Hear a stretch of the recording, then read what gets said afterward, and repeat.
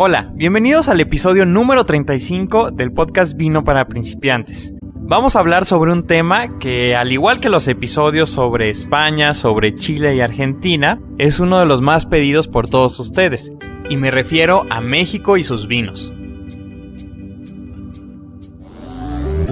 Vino para Principiantes es un curso completo de educación sobre el vino y todo lo relacionado con su fascinante mundo. Vino para Principiantes. Una variedad y una región en cada emisión. Frecuencia Cero. Digital Entertainment Network.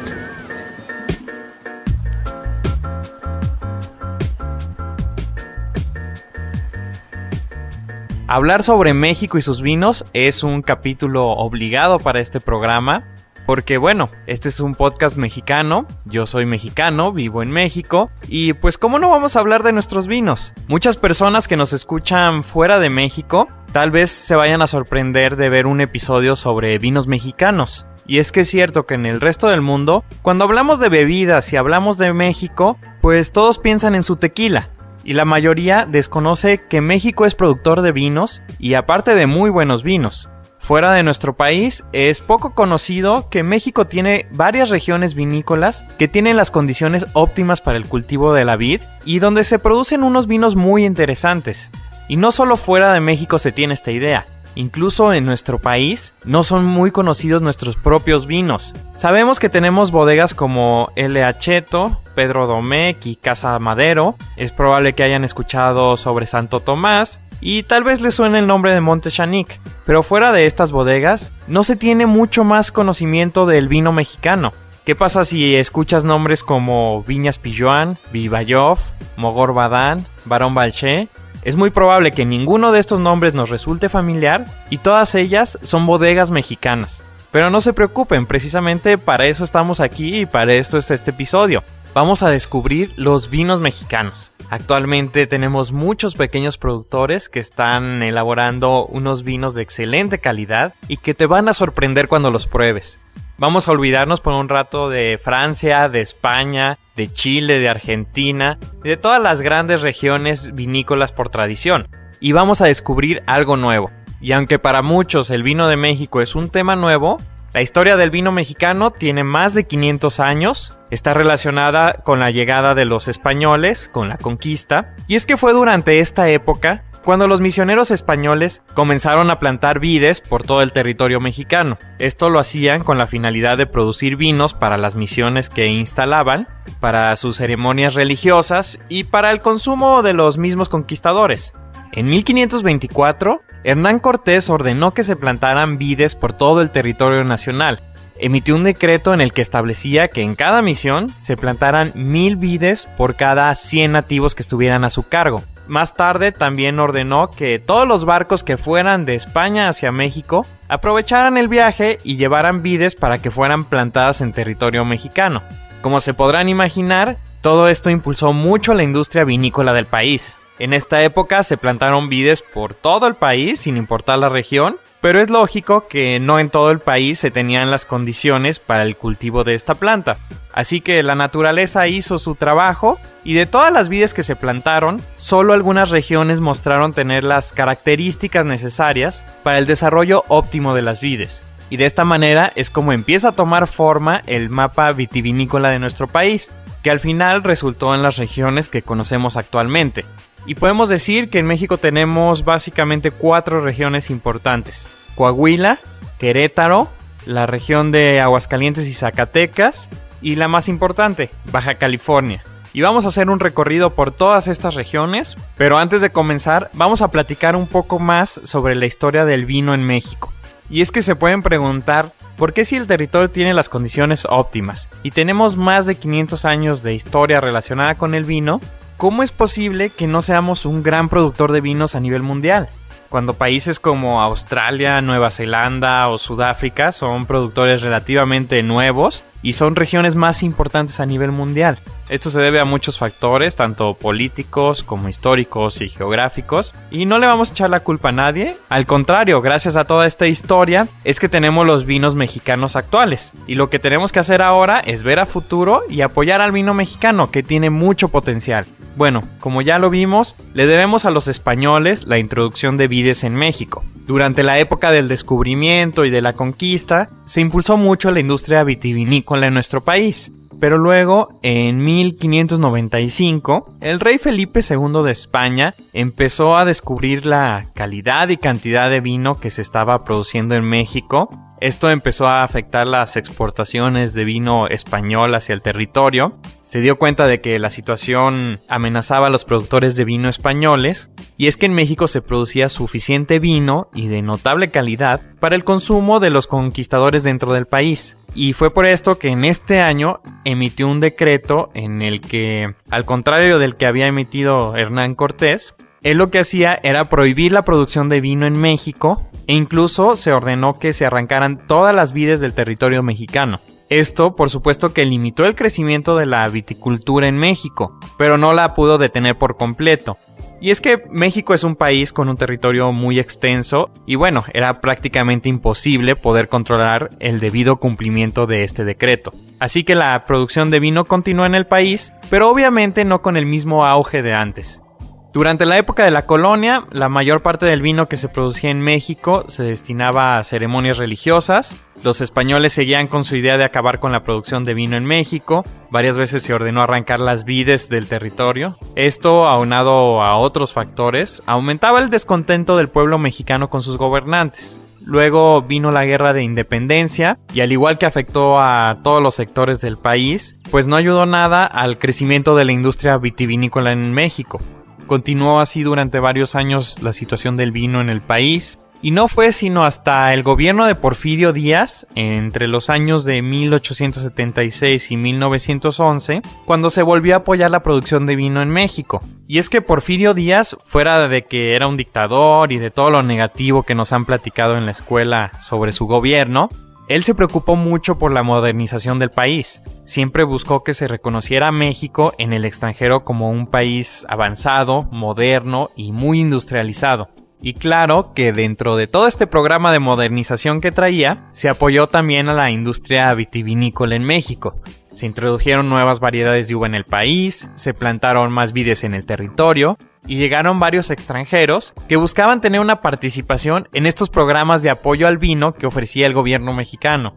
Todo iba muy bien y luego viene la Revolución Mexicana y otra vez se detiene el desarrollo del país, incluyendo el de sus vinos. Y durante muchos años la industria sufrió la indiferencia e incluso la complicidad de las autoridades mexicanas que continuaban patrocinando a los vinos europeos y prefiriéndolos sobre los nuestros. Que si lo pensamos, tal vez esto no ha cambiado mucho hasta nuestros días, pero bueno, eso es otro tema. Y después de varios años de que el vino mexicano siguió batallando, es en 1948 cuando vuelve a retomar fuerza, y esto gracias a que llegó al poder un presidente nacionalista, y me refiero al general Lázaro Cárdenas. Lo que hizo este presidente, aparte de la expropiación petrolera, fue que en 1948 impuso grandes barreras arancelarias a los vinos de Europa, prácticamente prohibiendo su importación, como parte de su programa en el que prohibía la importación de productos lujosos al país, incluyendo las bebidas alcohólicas. El efecto natural fue que las empresas extranjeras comenzaron a invertir en México, al principio con el fin de producir sobre todo aguardientes, y llegaron empresas como Casa Pedro Domecq, Osborne, Seagrams, Martel, entre otras, y esta prohibición ayudó a promover la industria del vino en México. Hubo un incremento de 1,000 hectáreas que había en 1939 a unas 50,000 hectáreas que son las que tenemos actualmente. E incluso actualmente las uvas que se producen en el país tienen como principal clientes a estas empresas que llegaron para quedarse en México. En este mismo año y con todo este impulso a la industria vitivinícola en México, nace la Asociación Nacional de Vitivinicultores con el propósito de promover y fomentar el crecimiento del vino mexicano. Y aprovecho para agradecerle a Blanca Costa de la Asociación Nacional de Vitivinicultores el apoyo que le brindó al programa durante nuestra visita a las fiestas de la vendimia en Baja California. Como podemos ver, la historia del vino en México es larga. Este fue solo un resumen muy rápido para que se ubiquen y vean por todo lo que ha pasado el vino mexicano. Estamos hablando de poco más de 500 años. Y el problema es que nunca ha sido una industria representativa dentro de las actividades económicas del país. ha tenido muchos altibajos y en general podemos decir que su historia ha sido complicada y lo sigue siendo. Pero bueno, como ya dijimos, toda esta historia y esta serie de eventos son la razón de ser de los vinos que existen en México hoy en día y ese es el tema que nos interesa.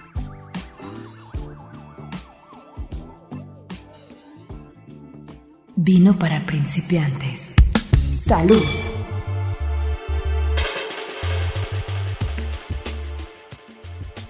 Últimamente he tenido la oportunidad de probar y acercarme mucho a los vinos de México y a sus regiones vitivinícolas y les puedo asegurar que se están haciendo cosas muy interesantes. Me atrevo a decir que los vinos mexicanos, al menos varios de ellos o muchos de ellos, están a la altura de los vinos de países con mayor tradición y prestigio en el mundo.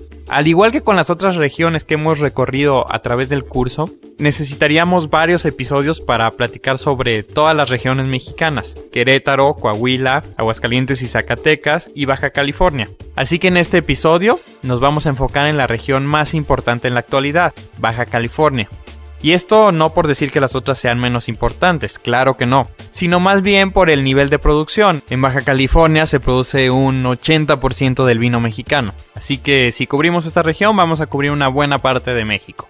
Baja California está ubicado en el extremo noroeste de México, limita al oeste con el Océano Pacífico y al este con el Mar de Cortés o Golfo de California. En esta región vamos a encontrar que está dividida en 5 valles: el Valle de Guadalupe, Valle de San Antonio de las Minas, Valle de Santo Tomás, Valle de San Vicente y el Valle de Ojos Negros y Tecate.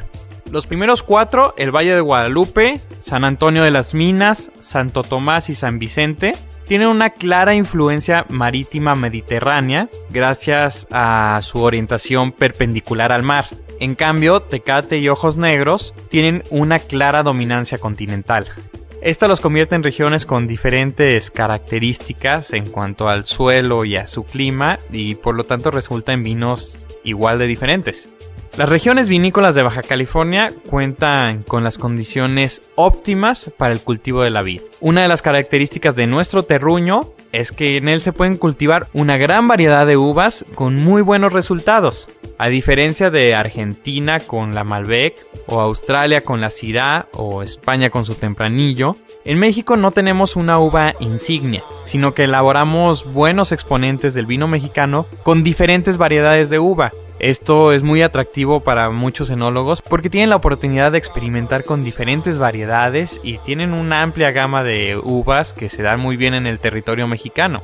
Las variedades de uva blanca que vamos a encontrar en Baja California son la Chenin Blanc, Sauvignon Blanc, Chardonnay, entre algunas otras, como por ejemplo la Viognier y la Chacelas. Las variedades de uva tinta que encontramos en Baja California son la Cabernet Sauvignon, por supuesto, la Merlot, Cabernet Franc, las uvas italianas Barbera y Nebbiolo. Tenemos también Zinfandel, Tempranillo, Grenache, que fue muy popular en los 60 y hoy está recuperando terreno. Y también encontramos otras variedades que, ya sea solas o mezcladas, producen unos vinos diferentes en la región, como por ejemplo la Carignan, la Malbec, la Petit Syrah y la Syrah. La Cabernet Sauvignon llegó a Baja California a finales de los años 60. Como hemos visto en capítulos anteriores, esta uva la podemos encontrar en la mayoría de las regiones vinícolas del mundo, en todas ellas con resultados muy diferentes. Es una uva que se adapta muy fácil y se da muy bien en casi cualquier terreno, y en nuestro país no es la excepción.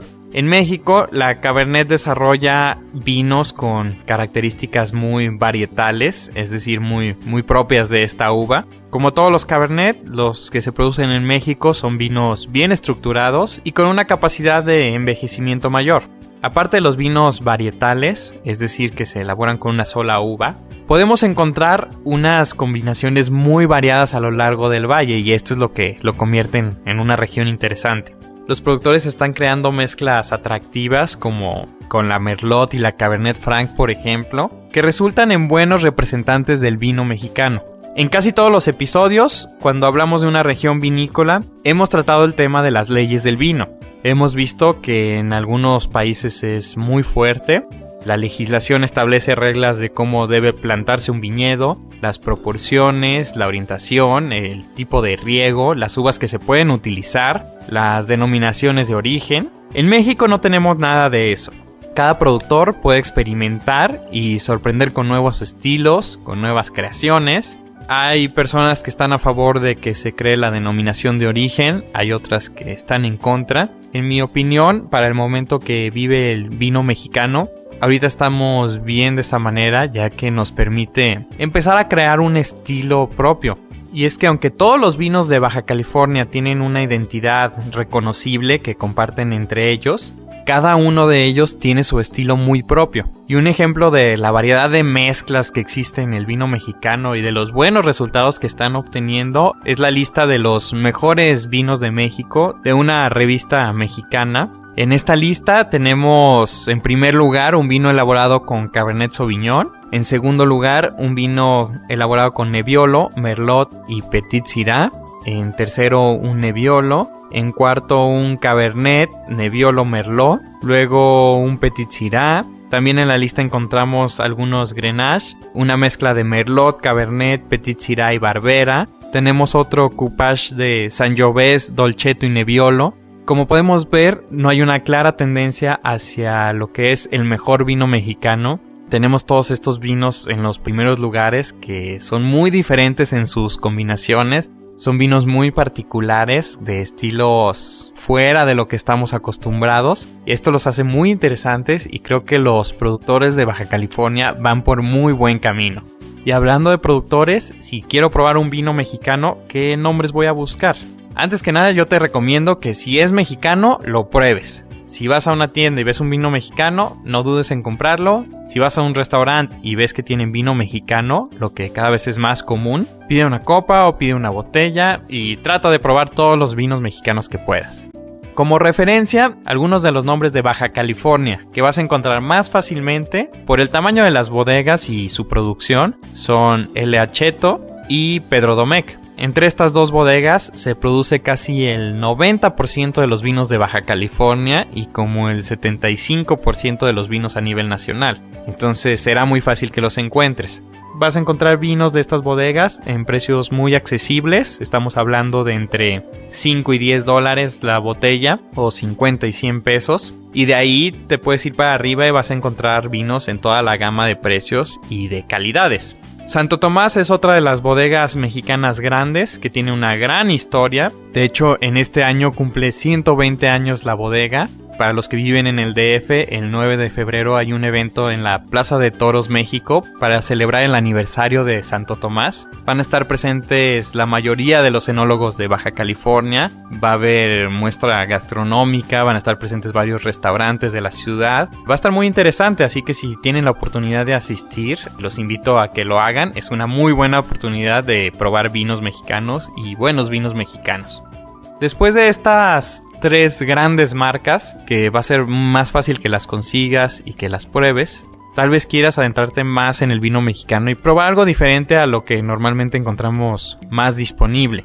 Seguimos entonces con Monte Chanic de Hans Backhoff, su enólogo, uno de los responsables del renacimiento del vino mexicano y de los primeros que creyeron en que México tenía el potencial de hacer vinos mexicanos auténticos y de gran calidad. Después tenemos bodegas como Adobe Guadalupe, que son vinos no tan difíciles de encontrar, tienen un buen precio, una gran calidad y representan muy bien a los vinos mexicanos. Esta es la bodega de Don y True Miller, una pareja muy agradable, que tienen sus viñedos cuidados por sus ángeles. Ellos nos traen los vinos Querubiel, Serafiel, Miguel, Gabriel y Uriel. El asesor y enólogo de esta bodega es Hugo da Costa. Y si hablamos de Baja California, hay algunos personajes que han impulsado realmente el avance de esta región, y uno de ellos es Hugo da Costa, el creador del vino de piedra, tal vez el primer vino de autor que cobró fama en México y fuera de México. Hugo lleva muchos años apoyando el crecimiento de la industria vitivinícola de Baja California, alentando y contribuyendo a la fundación de otras bodegas en el valle, apoyando diversos proyectos. Creó también una escuela de enología en el poblado del Porvenir en el Valle de Guadalupe, de donde han surgido varios productores de vinos de la región.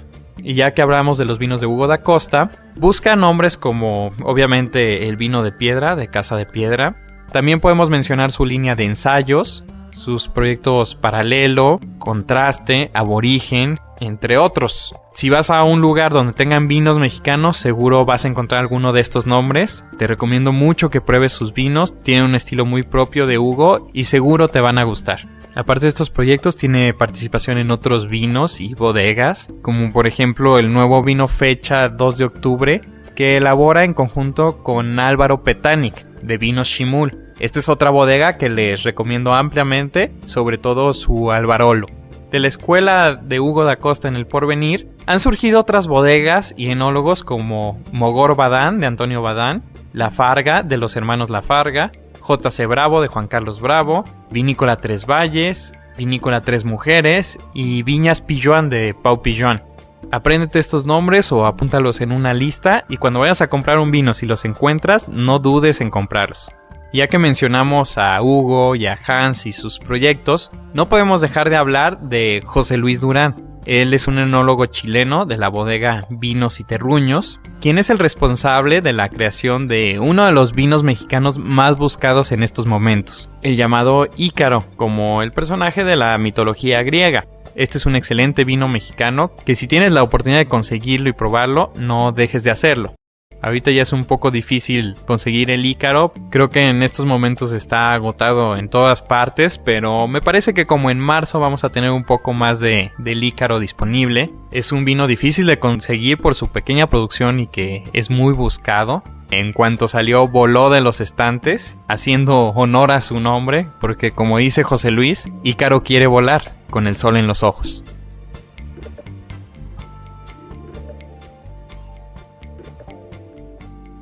Vino para principiantes. ¡Salud!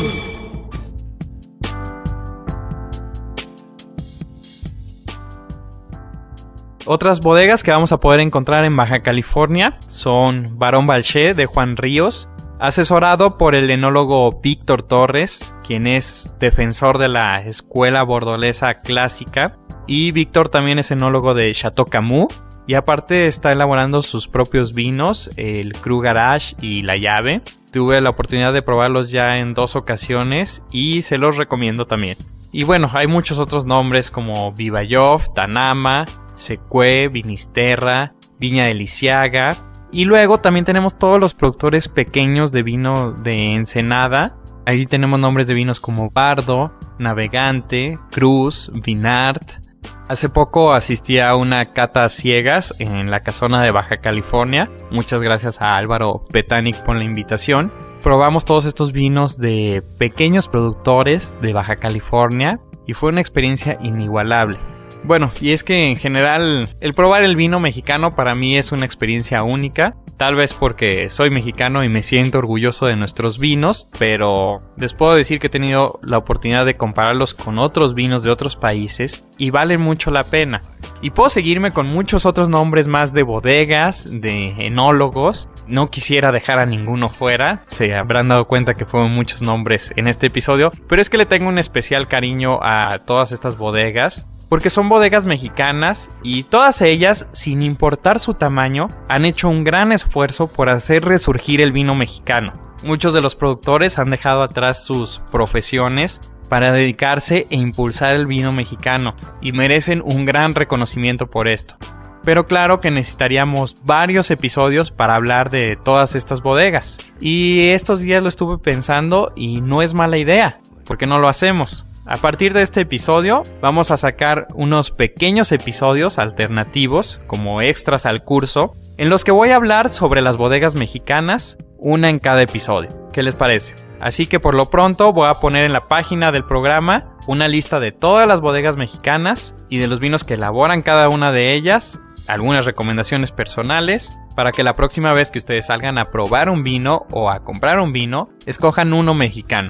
Para todos los amigos que nos escuchan fuera del país, dependiendo desde donde lo hagan, tal vez sea un poco más difícil encontrarlos, pero no imposible. Así que en cuanto vean un vino mexicano, pruébenlo. Y sobre todo, la idea de este episodio es darles a conocer a todos los que nos escuchan desde España, Chile, Argentina, Colombia, Venezuela, Estados Unidos o cualquier otro lugar, que sepan que en México también se produce vino, se produce buen vino, que no les sorprenda cuando les hablen de un vino mexicano, que sepan que en México tenemos buenas regiones vitivinícolas y que se produce un vino excelente. A todos los que nos escuchan en México, con mayor razón, prueben los vinos mexicanos. Dejemos atrás ese malinchismo que produce un sentimiento de insatisfacción por los productos nacionales. Generalmente no estamos orgullosos de nuestros productos y preferimos un artículo extranjero. Creemos que es mejor si ponemos en la mesa un vino español o un vino francés. Y no es así, no tiene que ser así. Como hemos visto en el mundo del vino, y lo que siempre hemos defendido aquí, es que no nos vamos a ir por el prestigio de algún nombre o de alguna región. En todas las regiones vamos a encontrar unos vinos excelentes, pero igual en Francia vamos a poder encontrar vinos malos, en España, en México, en Chile, en Argentina. También en todos ellos vamos a encontrar unos vinos muy buenos. Por lo pronto, sal y busca un vino mexicano. Los vas a encontrar en todos los precios. Puedes comenzar con los vinos de Domecq, de Leacheto y de Santo Tomás. Producen buen vino y tienen unos a precios muy accesibles. Luego puedes empezar a probar vinos de estas otras bodegas que mencionamos. Es cierto que cuando hablamos de vinos de México, el precio es un factor, no lo niego. Tenemos el problema de los impuestos, el IEPS y el IVA que le cargan a los vinos propios, a los vinos mexicanos. Se va una buena parte del costo del vino. Esta es una situación que tiene que cambiar, que debemos de cambiarla. No es posible que vinos extranjeros no paguen impuestos o paguen un impuesto menor al que pagan nuestros propios productores. Pero luego discutiremos esos temas. Si uno visita Baja California y sus bodegas, se puede dar cuenta del esfuerzo de los productores, de las producciones tan pequeñas y artesanales de las bodegas, el cuidado tan especial de cada uno de los vinos, y entonces se puede entender un poco más el costo de nuestros vinos. En tu próxima salida a cenar, pide la carta de vinos y vete directo a la sección de vinos mexicanos. En México cada vez es más común encontrar una buena selección de vinos mexicanos en las cartas. En restaurantes como Los Danzantes en Coyoacán, por ejemplo, solo venden vinos mexicanos. Es una buena oportunidad para probarlos. Y aparte, acompañados de comida mexicana, un mole, por ejemplo, le va excelente a nuestros vinos. Y ya por último, los invito a apoyar a México. Todos nosotros tenemos la oportunidad de formar parte de la historia vitivinícola del mundo. Los invito a todos a aportar nuestro granito de arena, consumiendo nuestros vinos, recomendándolos, haciéndoles promoción. Las condiciones están dadas. El vino está de moda, hay que poner el vino mexicano de moda. Los productores están realizando un gran esfuerzo para mejorar día con día el vino de México. Falta mucho por hacer, es cierto, pero este es el momento de hacerlo. Estos próximos años van a marcar el rumbo de la industria vitivinícola mexicana y tú puedes formar parte de esta historia y del futuro de vino en México. Eso es todo por este episodio, hasta la próxima. Les recuerdo, como siempre, tomar lo que les gusta, seguir probando nuevos vinos, de preferencia mexicanos, y todo lo demás es solo comentario. Vino para principiantes es un curso completo de educación sobre el vino y todo lo relacionado con su fascinante mundo. Vino para principiantes, una variedad y una región en cada emisión. Frecuencia Cero. Digital Entertainment Network.